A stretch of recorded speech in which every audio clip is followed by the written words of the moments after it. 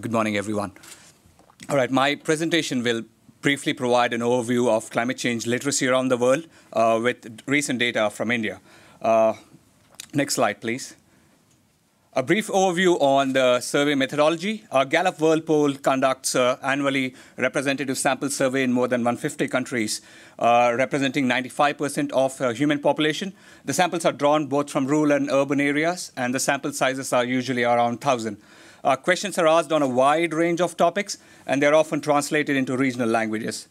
My other survey that I'm going to draw on is for climate change in the Indian Mind survey. It's a national sample survey representative of 98% of Indian population. Face-to-face interviews were conducted with 4,031 respondents, resulting in a response rate of 40%.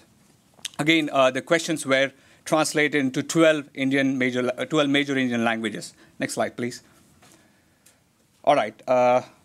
4 questions I picked up from Gallup World Poll. First is on the self-reported knowledge about climate change. The second one is perceived causes about climate change, whether it's natural caused or it's caused by by humans. Third is the perceived threat to their own self and their family to climate change, as well as, most importantly, support for their respective national government policies. The climate change in the India Mind survey, although asked those climate change-related questions, we also asked us perceived changes in local weather patterns, as well as perceived vulnerability and resilience to extreme weather events, because we know most of the people in developing and underdeveloped countries might not know the terms climate change and global warming. Next slide, please. All right, the first question that I want to address is how many people in the world are aware of the terms global warming or climate change?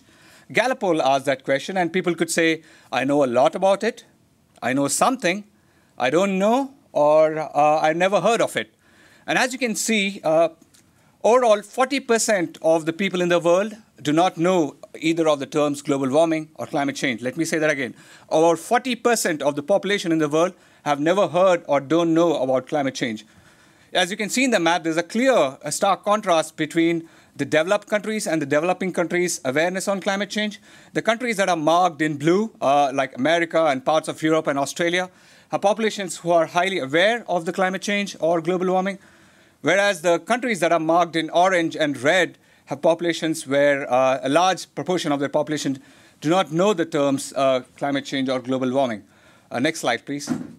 If you try to look at the percentage of unaware compared to the country's population, you can see that 2 of the most populous countries in the world, China and India, have a substantial population who are not aware of climate change. Specifically, China has more than 40%, and India has around 65% of people who say they haven't heard of the term climate change. Some other countries, such as Bangladesh, which are often referred to as climate change hotspots, have a high proportion of their population who have never heard or don't know about the climate change. Next slide, please. This is using data from the Climate Change India Mind. What I try to do is map the unaware in India across the map. And you can see that they are actually spread around all over India. And in some states, such as Bihar and Chhattisgarh, which are quite low in the indicators of income, education, and health, have more than 85% of their population who know little or who never heard of climate change. But just because people in developing countries like India don't know about climate change or global warming doesn't mean that they haven't heard about it, or doesn't mean that they haven't experienced the impacts of climate change or observed some of the changes in their local weather patterns. Next slide, please. In the climate change in the Indian Mind survey, we followed the climate change awareness question with a brief description of global warming. We said, global warming refers to the idea that the world's average temperature has been increasing over the past 150 years, maybe increasing more in the future, and that the world's climate and weather patterns may change as a result. What do you think? Do you think global warming is happening? When we provided that bit of an information to the respondents, 3 out of 4 respondents said, yes, that is happening. So although most of Indians might not be aware of climate change, and many may know very little about it, but when we provide a little description, it seems to resonate with their lived experience. Next slide, please. This is again a breakdown of education and climate change awareness in India, and you can see how it differs. And specifically, I want to point that even among the most educated in India, that is graduate and above, around 50% still don't know or haven't heard of the terms climate change or global warming. So even in India, countries like India, even the scope for educating even the educated is quite high. Next slide, please. The next question we asked in Gallup poll, from Gallup World Poll is if they perceive climate change to be caused by natural events or by human activities.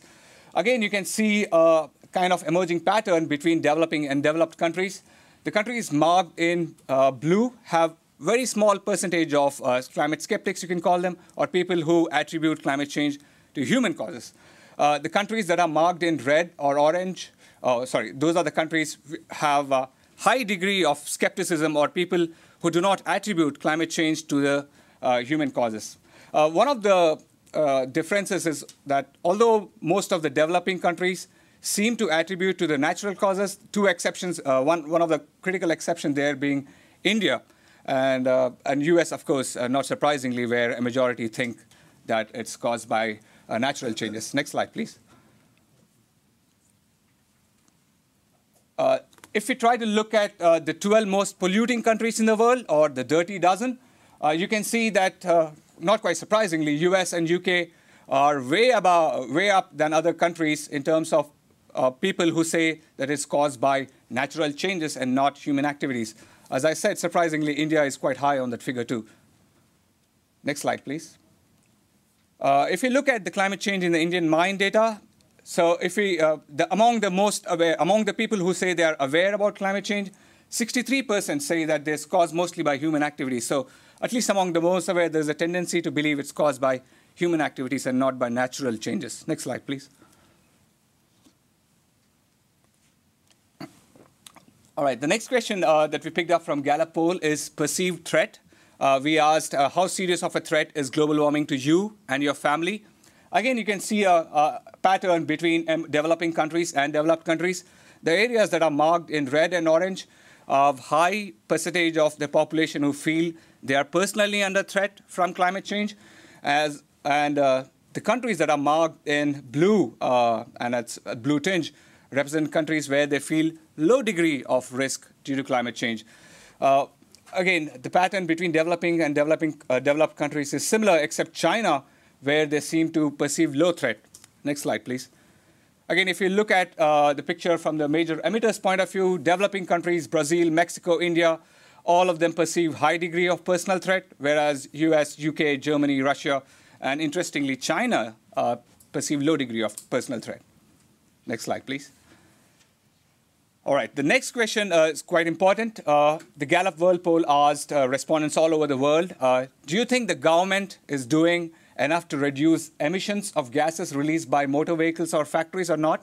And a substantial proportion of population around the world, 62%, support or want the government to do more action to reduce emissions from motor vehicles and factories. Next slide, please.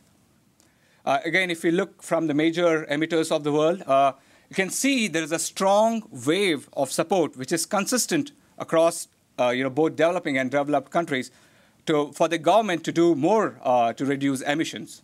This is quite a critical finding of this study. Next slide, please. All right, to quickly summarize, the big picture is that 40% of the world population still don't know about climate change or have never heard of the term climate change. But that does not mean that they might have not experienced it. As we see from the data from the Climate Change in India survey, just providing a bit of information, people seem to agree that that's what's happening, then that's what they're experiencing in their everyday life. Fortunately, of those who are aware, most of them attribute it to human activities rightly, the exceptions being USA and India. And I have a feeling that the kind of skepticism or disbelief in human causation could be completely different in those countries. Secondly, people who are aware of climate change perceive a great deal of personal threat among most of the developing countries, except for China. And finally, there's a strong degree of support across all the countries for their respective governments to do more to control emissions. Finally, some communication strategies that you can keep in mind to use.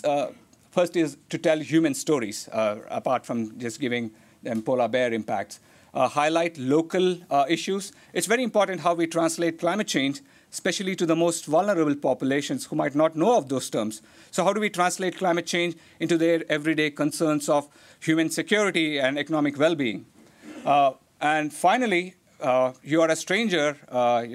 People appear a stranger if you're a stranger. So you got to know your audience, and you need to find the people that they trust to be their climate change communicators. Thank you.